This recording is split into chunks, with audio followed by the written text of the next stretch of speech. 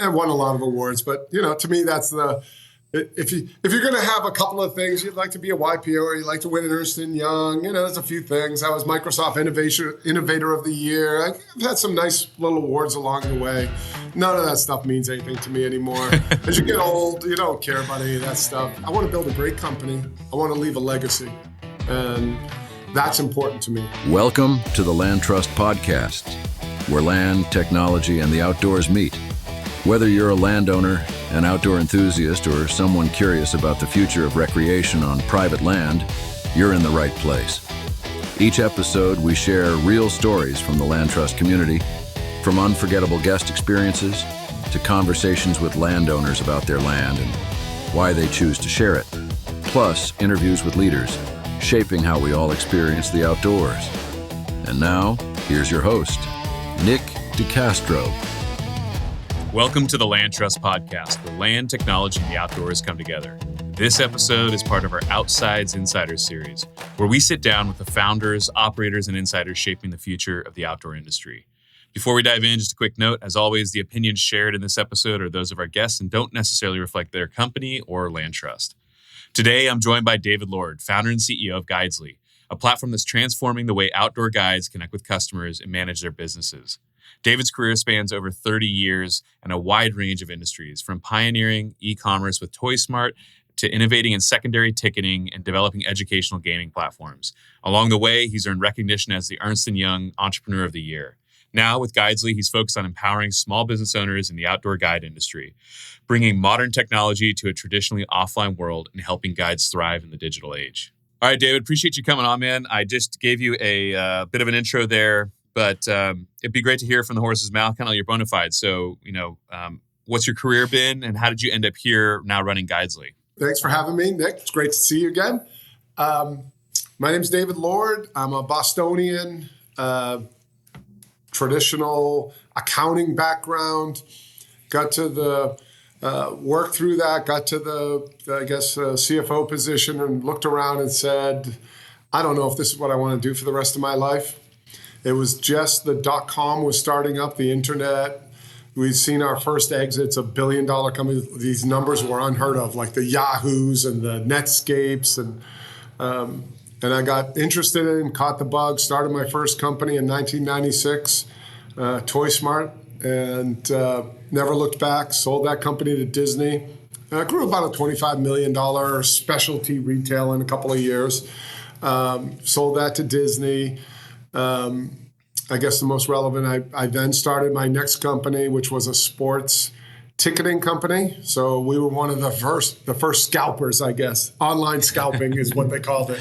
But as that became legitimate and legal, we were going through the whole legalization state by state.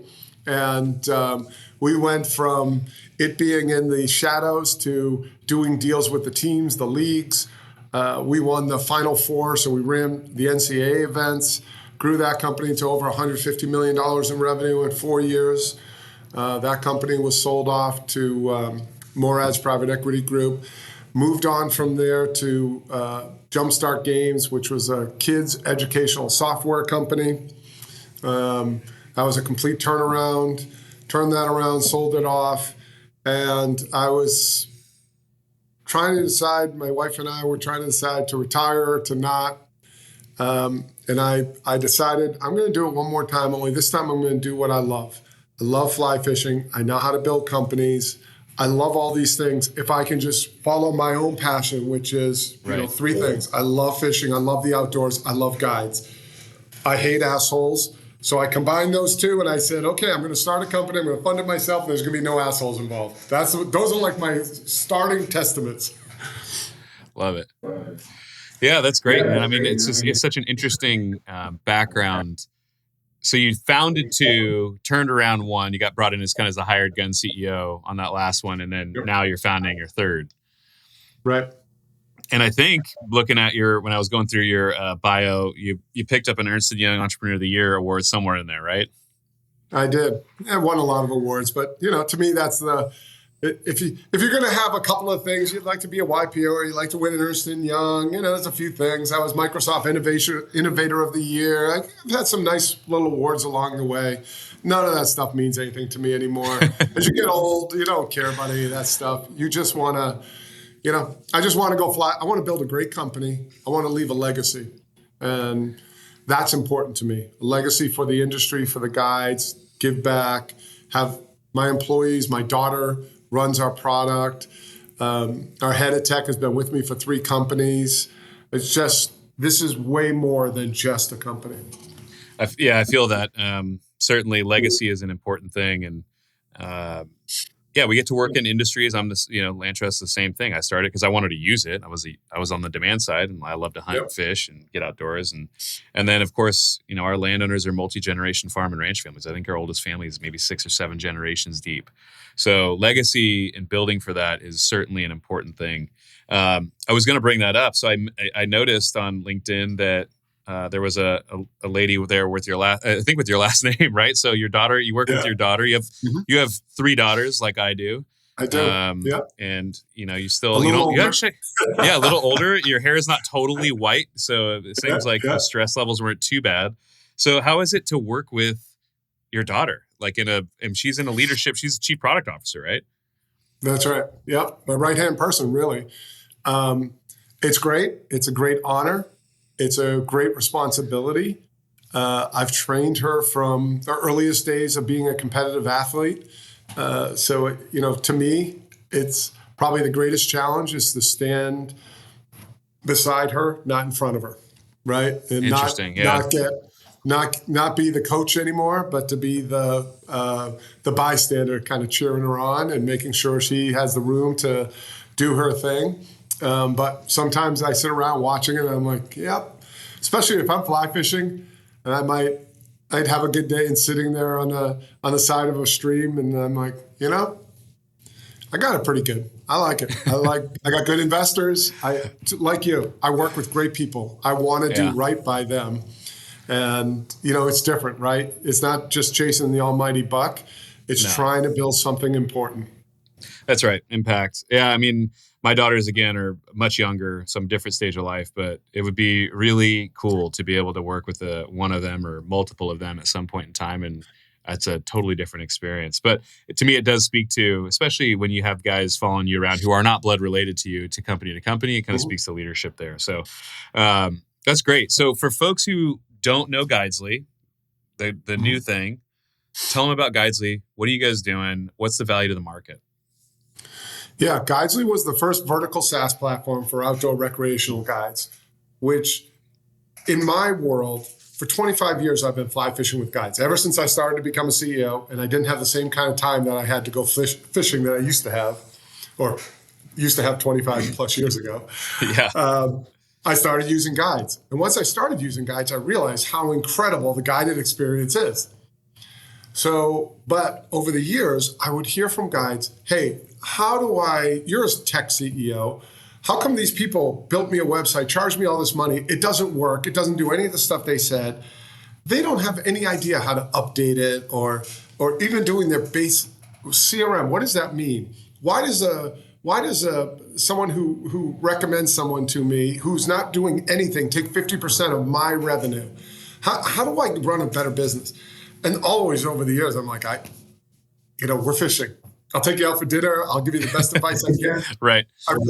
I can't solve your problem. I know the solution, but I can't solve it. And I really decided somewhere along the way, that's the problem I want to solve. So Guidesley solves that problem.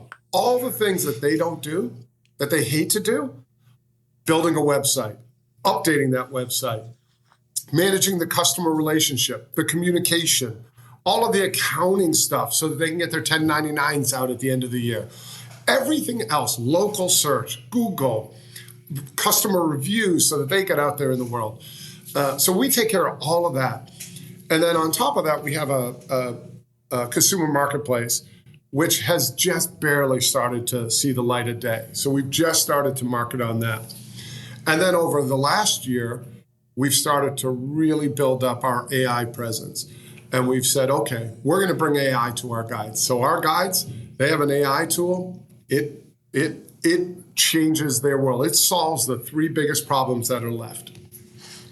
Yeah, and I do want to dig into that because obviously AI is all the rage right now, which I don't love generally, but the right applications of it, there's a lot of companies just throwing the term AI. It used to be machine learning and it was big data before that and all the other bullshit hype trends that every VC wants to get into. But we've been working on it a lot too, and AI done well in the right application where it actually means something and does something useful, amazing. Okay, so effectively what I heard is guides are really good at the thing they're guiding, whether it be scuba diving or fishing or hunting, which we know. They're not necessarily, masters of running their own businesses. And we've seen this too. We work more on the do-it-yourself side, but of course we've talked and looked at the guide stuff. It's just it's a different product, so to speak. And yeah, you could have a phenomenal hunting, fishing, scuba diving guide who is a wreck at running their own business, right? And so what it sounds like you guys are doing is saying, hey, look, we will put all the best in class to give you a best in class run business. You just keep doing your thing and, we got the rest of it. Is that a fair, super simple way to say it? Absolutely. We do all the things that they hate and all the things that they need to run a good business. So they do the fishing, we do everything else. That's the pitch. And typically when a guide comes to us, they either have an incredible book of business and they want to be able to communicate with their current customers in a better way, or they need more business and they need a set of tools that will help them win local search, that will help them manage their customers, that will help them build a book of business. So it's usually one of those two. How do I make more money off of my book of business and manage that? Or how do I build a book of business? Yeah, because it's the same issue that we face, we are a technology company, but it's how do you capture content, distribute content timely and relevant manners across social, email, SMS, and make sure you got Google reviews going. Make sure you're present on all these places because that's really what the internet requires. And AI, and looking at AI is now heavily looking at Reddit. Reddit, I think, is probably, some people say that ChatGPT is a Reddit wrapper. But using knowledge of the crowds, YouTube, all these places, and it's tough. And we have a company. This is what we do. So if you're just one guy or gal who's a guide, or maybe it's you and one other person, that's a lot to take on. So I want to hear how you guys have approached AI to help with this problem, because I'm sure I've been out fishing with a bunch of fishing guides, and they're good at taking photos, but it's probably like me. I take a photo and I never see it again or something. So talk to me about how you guys have approached AI to help that. Yeah. So our number one problem on the guide side is they don't have the time to take care of the little things, uploading the photos. Even though we make the tools, it's one click. Right. They don't do the little things they need to get that extra local search boost. And then the number one complaint we get from a customer is, hey, the guide took all these pictures. They told me they were going to send them to me. They didn't send them to me. And once that calendar turns the page, the guide is complete. They've had to wash a boat. Yeah, they're going back to back. Yeah. Exactly. It's over. Forget it. There's so many texts coming in. It's over. So what we've done is we've built JackAI. And JackAI is a tool that says, okay, when you hit end trip at the end of the trip, when the guide hits end trip, it's going to take all the photos they took and automatically send them to our AI. So just from the beginning to the end of the trip, every picture, we're gonna use a whole bunch of vision tools and basic tools. Then we're going to identify the fish in the species. We're going to identify if the guide's in the picture. We're going to identify the length of the fish. And then we're going to go post to all the guide's social media. So Facebook, Instagram, YouTube, TikTok, and LinkedIn. So now they're getting quantity. And I would argue, and we use AI, so it was based on our own SLM, which is based on the guides. We get a whole set of questions on the guide's story. And so we use that as a plugin into the agentic system so that the guide's tone is in the conversation. Love it. After that, then we go build a fishing report for the guide for that day.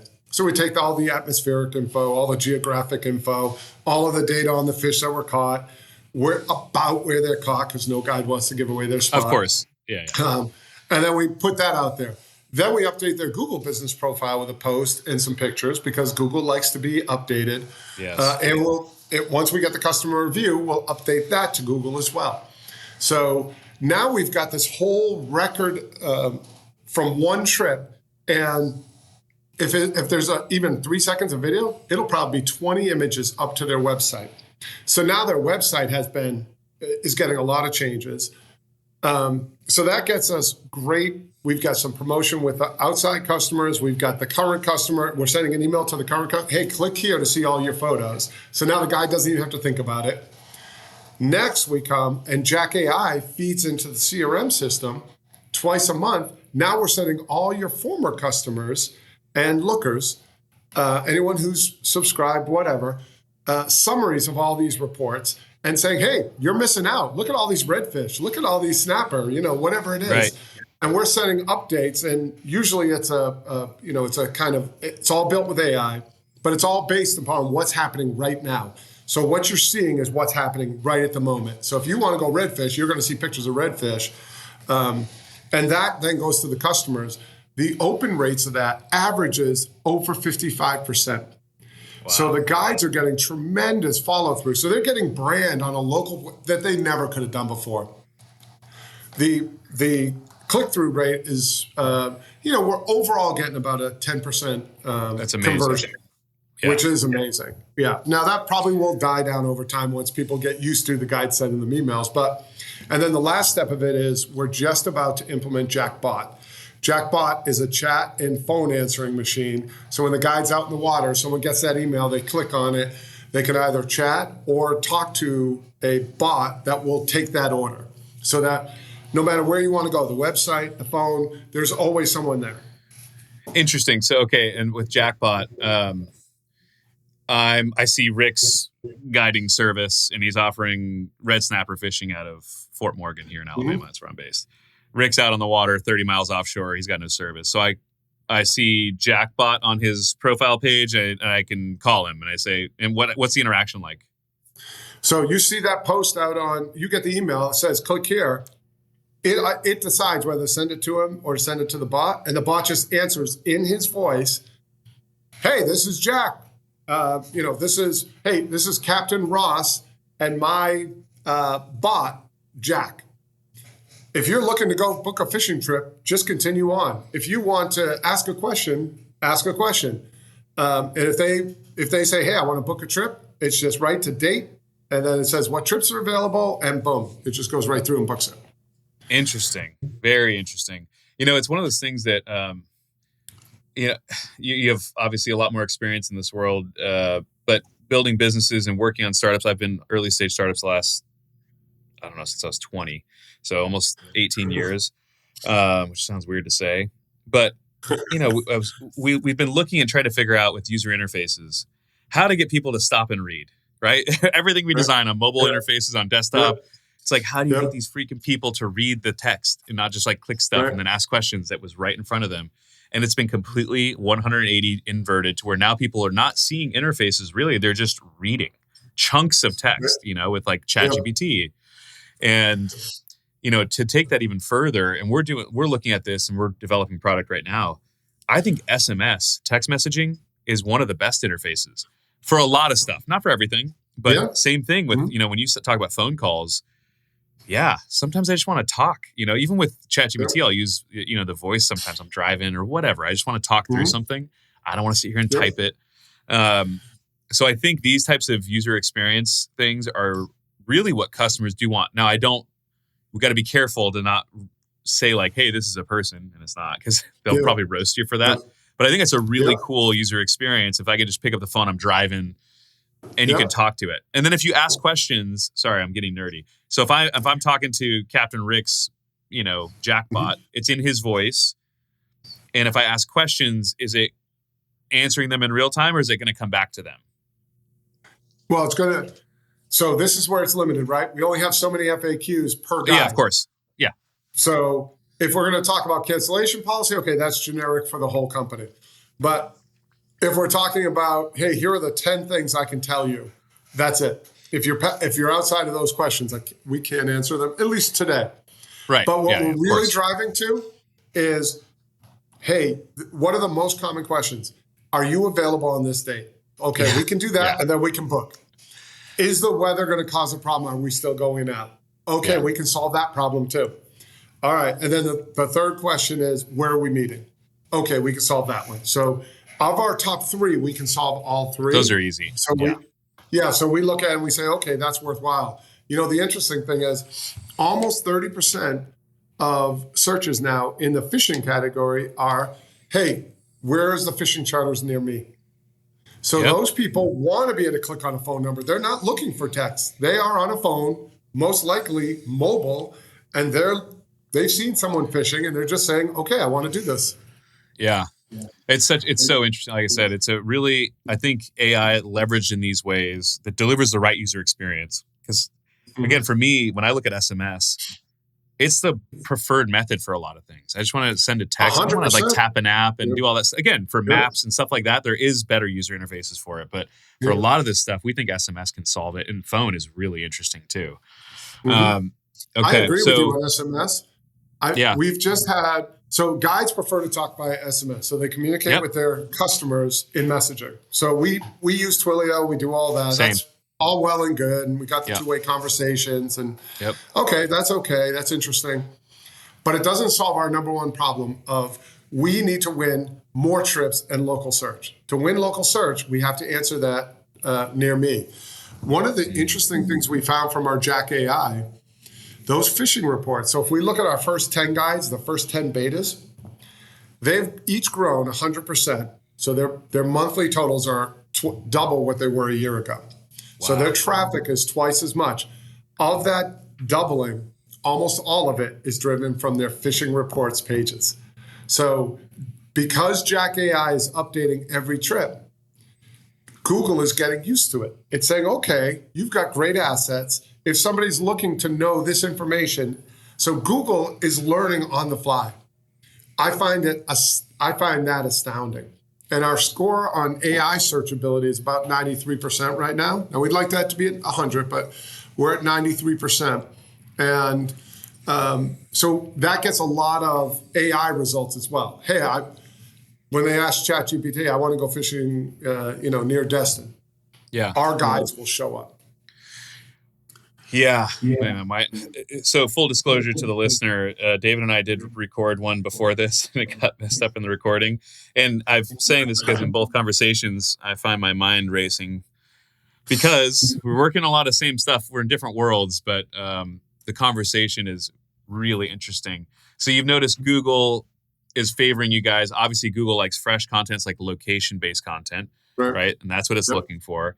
And then the answer engines like Chat are also starting to do it. I feel like Chat piggybacks on Google, frankly. And you can ask Chat how it does. I've asked Chat, like, hey, how does Google search rankings factor in this? Like, it definitely factors in. So you're putting out fishing reports, and that's all happening automatically. Jack is helping, like, take the photos from your camera roll. Hey, from 10 a.m. to 3 p.m., this trip happened. Here's the photos, whatever. Right? Very, very interesting. And that's helping them conquest in search, especially for those near me. And what's happened is they now take a lot more pictures. We tell them take a picture of every fish, every single fish you catch. Previously, if they caught a small fish or it's just a grunt or something, they're not going to take a picture. Now they take a picture of every fish because every fish is an asset. It's not a picture, it's an asset. And once you convince the guy that your only investment is taking a picture, you don't have to do anything more. You don't have to pay for it. You don't have to do anything. But that picture might be the one picture that somebody's looking for. And that's what we're looking for. Well, and it's, there's so much similarity between our businesses in some ways. For our landowners, they also like to just text, right? That's their preferred method. They're out doing stuff. They're fixing fence. They're out and, but then also photos is the most difficult part of the business, right? Nothing sells trips like good photos or video. Obviously, video is kind of, the holy grail. Yeah. But getting those photos, and we're working on ways to do it, but getting those photos in that way and have a constant flow of them. I mean, that's what customers want, but it's also what, again, the algorithms want. They need that content constantly. So it's a super interesting approach to it, man. Okay, zooming out. I would consider us both working in what we call like RecTech, recreation technology, right? Mm-hmm. Absolutely. You've worked in a few other industries and had very strong successes in those industries. What's different about RecTech versus your past industries that you worked in, from toys to games to ticketing, in terms of, whether it's capital, you've raised venture for this. I don't know. What have you just observed? Like, hey, this is a unique thing versus those other industries. Well, one of the things that on the employee side is I try and tell our folks, okay, we're not dealing with VPs at some large company who are going to go home on a Friday night. You're dealing with blue collar America. That's right. The difference in this trip working could be the difference in paying bills, food on table. So everything matters. If our code isn't working, no one's going home. That's not the way it works. We don't just settle with, we have a problem. That's not the answer. We have to solve that problem and get it back to the guide right away. So it fosters a much more, a different workforce. So we have a different workforce. Most of our people who are here have a passion for the outdoors. Mm-hmm. So and the passions are all over. We got hunters, we got fishers, we've got hikers, we've got scuba. It's all over the map at this point. But they got to have a passion, and it's not just hey, I like to go walk in the woods. No, that's not a passion. Yeah. It's a really good point. And I sold enterprise software before. So I called on the VP of marketing and I sell them a 6-figure, 7-figure thing and whatever. On multiple fronts, we're in season right now, right? The West big game season's open. So we're in season. Our trips happen predominantly on weekends. And so you have to, it's just in that fact, like, hey, we got to be, you can't just like phone it in. You got to be available and make sure stuff is working correctly and all that kind of stuff, because weekends are when most people will take their trips. But certainly also having that passion. Now, not every single person that works at LandTrust, hunts as a diehard hunter, but I think making sure that you have some connectivity to it is really important. All of our customers are blue collar. So, spending a couple grand on a trip is a lot of money. It's not just some throwaway thing, Yeah, I agree completely. And then on the other side, I find that the guides, they're hustlers, right? Whether they're a rancher, this has been in their family, like you're dealing with. They've got to go, that fence needs mending, they're going to fix it. Right. They are literally doing the work. So it's the same way with whatever industry we're in. So they need as much support on the business side as we can give them. It's not enough to build software. We really have to be we consider it two things. We have guide success. Yes. And we change it from service to success because we want to be helping you with best practices.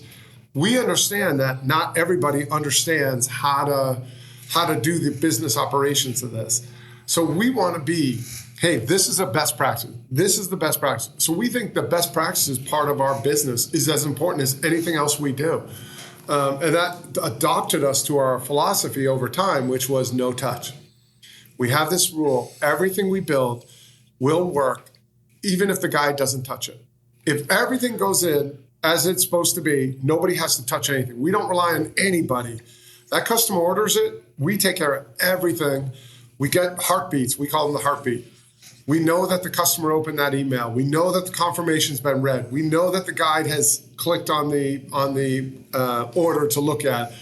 We don't need to see everything's communicated because we're managing all that community. We just need to know that both parties have a heartbeat. And then we just kind of manage everything in between. So we've adopted this philosophy. We call it no touch. Our product team does it. Everybody. Would this work if nobody touched it? Yeah, it's very aspirational. I mean, we're kicking off a new development cycle right now. And we are a ways away from no touch. And it's certainly, I could say for sure on our landowner side, like you said, if your guides, something's broken on a boat, they're the ones fixing it. They've got so many different things to do just to do the fishing or the scuba diving part of their thing or whatever it is. Same with our landowners. They wear 17 hats and you could build a really beautiful, slick interface and like, dude, I don't have time to go even tap a thing to go do this. So no touch is the holy grail. How to use it. No, exactly. Yep. Exactly. That's why we onboard all our landowners. We go build it for you. But eventually, no touch is the holy grail.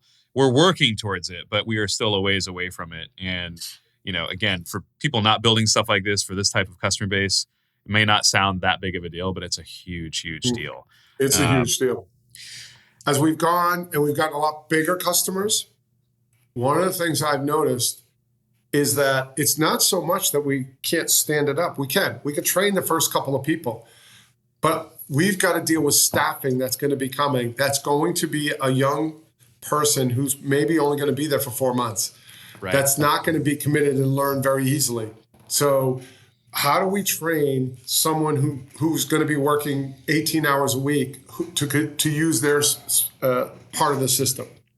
And that's where it really becomes tricky. And that's where no touch really comes into, because we have complicated, like you, we have complicated relationships.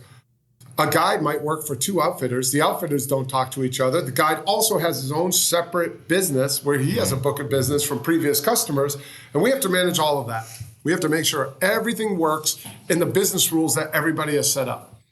So it's a challenging. Let's say it's a little hairy. Can be challenging. Yeah.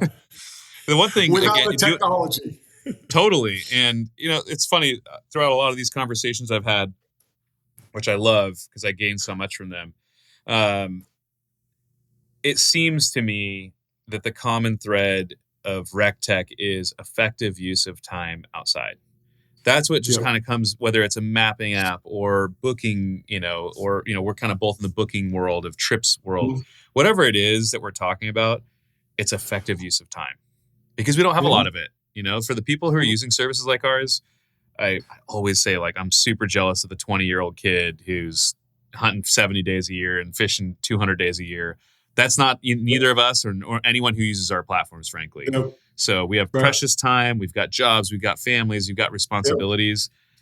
There's not enough days outdoors. And when we do get them, like, I want it to be an effective use of time. Whatever effective might mean for that specific product. For us, it's like, hey, I don't have to go door knock and like take a trip across the country and hope I can find somewhere to hunt, or, where I'm going to public land and there's 75 trucks at the trailhead. And it ruins the trip, or, de-stressing it, or ensuring like a higher, more effective use of your time on the water, whatever it might be. So do you feel like you fit into that mold? 100%. I think, so I look at our mission as twofold. Number one, to help guides, right? So whether that, and we fall into, we've got a lot of new guides. We've got a lot of book of business guides. For the book of business guides, they want to save time. They want to make more money. So that's kind of one bucket. The new guys, they need book of business. They need more trips.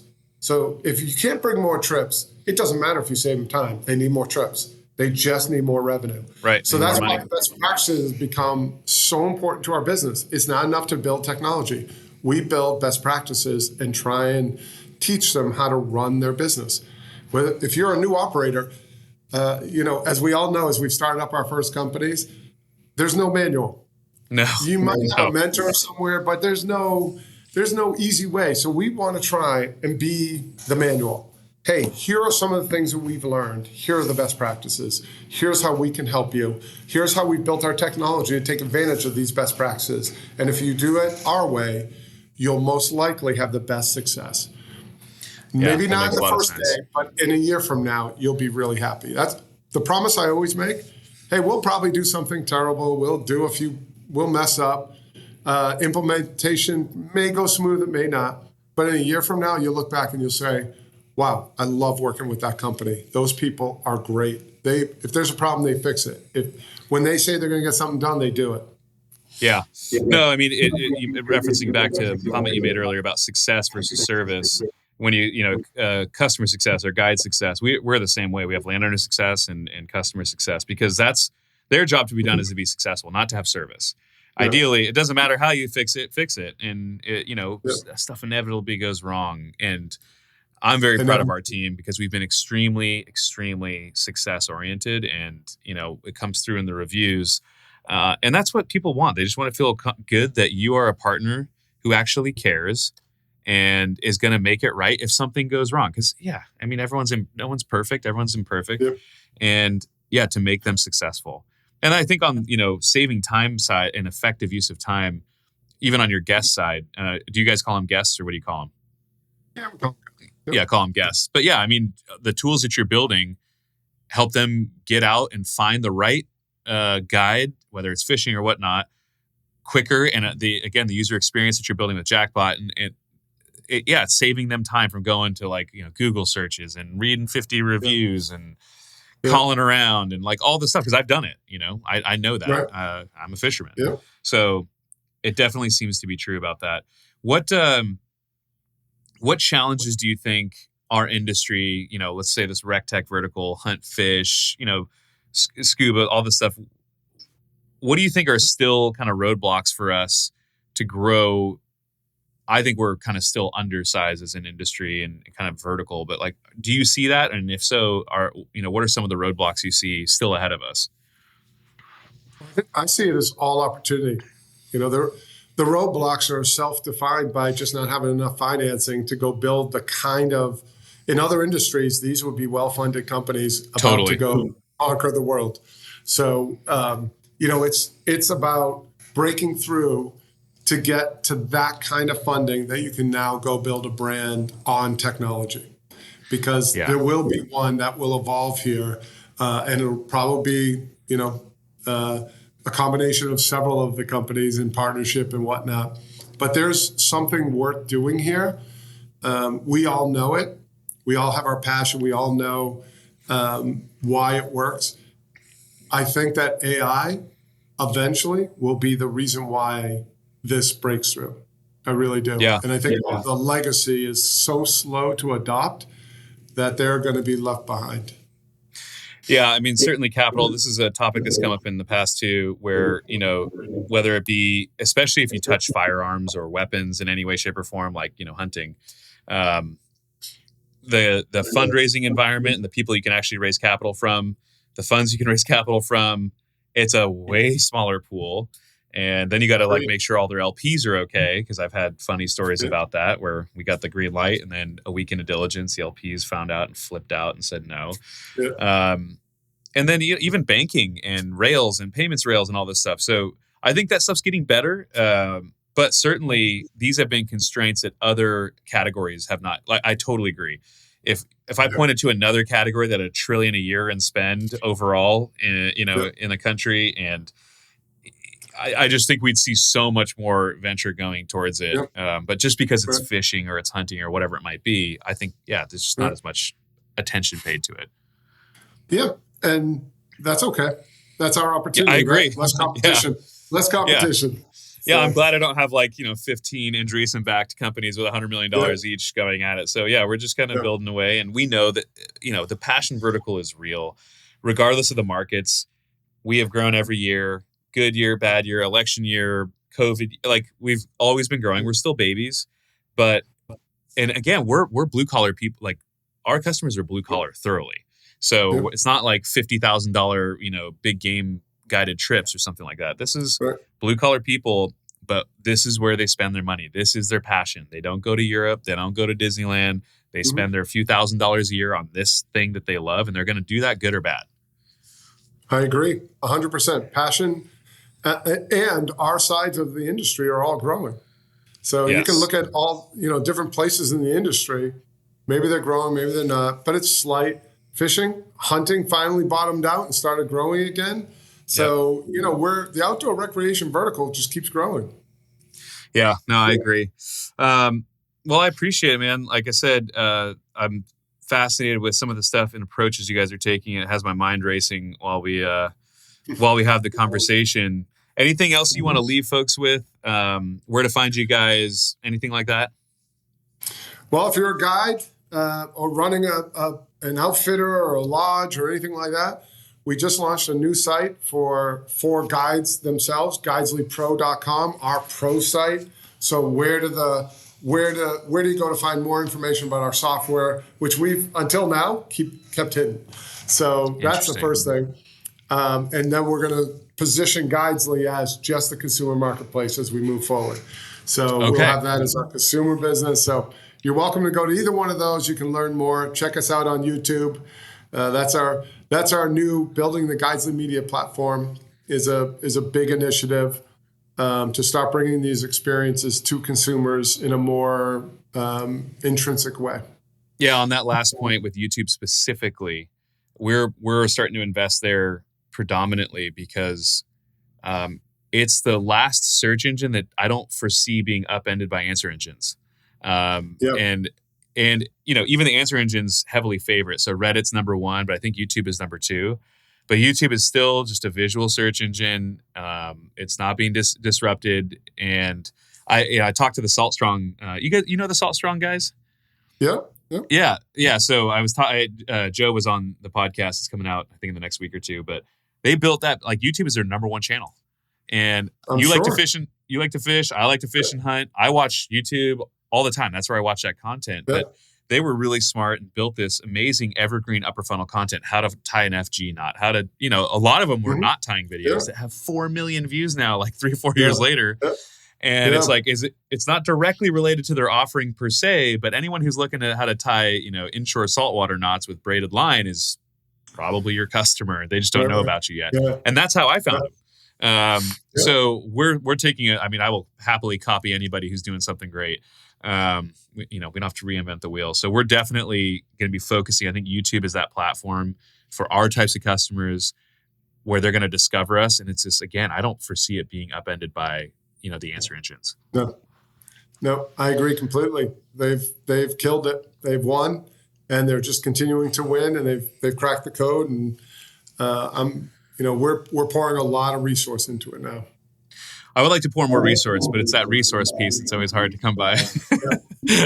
But always. Yeah, I appreciate it, David. Thank you so much for coming on. We'll put links to Guidesley in the show notes here, and then to the YouTube channel, all the other stuff. And then, of course, if you want to follow David, he's on LinkedIn, and connect with him there and follow him there. But appreciate you coming on. All right. Thanks, Nick. Thanks for having me. All right. Well, that was David Lord. Really appreciate David coming on and just sharing so much insight and knowledge. Love the business that he's building. As you probably heard me on that, my mind was racing with a lot of the AI stuff that they're working on, because we're working on stuff concurrently as well. So it's always incredible to learn from very experienced guys like David. To all the listeners out there, if you enjoyed this episode, do us a favor, hit the like button, subscribe to the podcast, leave us a rating and review, all the fun stuff. Share it with your friends if you think you'll like it, and it helps us bring guys like David on. If you're interested in learning more about Guidesley, you can go to guidesley.com. We'll put links in the show notes as well. So if you're a guide, whether it be fishing, scuba, hunting, other stuff, check those guys out and give them an opportunity to help grow your business automatically. As David said, with a no touch. Wouldn't that be nice? I'd love to have no touch for my business and have it keep growing. And then as well for us, follow us on YouTube, follow us on Instagram, LandTrust_hunt. If you go to YouTube, you can just type in LandTrust.com and you should see our channel pop up there. If you haven't already, head to LandTrust.com, create your free account. It takes like 10 seconds. You tell us what you're interested in, whether it be hunting or fishing, camping, etc. Tell us a few things that you're interested in, states that you're interested in, locations, all that stuff. And we're just going to start sending you properties and experiences that match your interests for free. So we're effectively scouting for you for free for 365 days a year, which is awesome. Thanks for tuning into the LandTrust Podcast and this episode of Outsides Insiders. We will catch you on the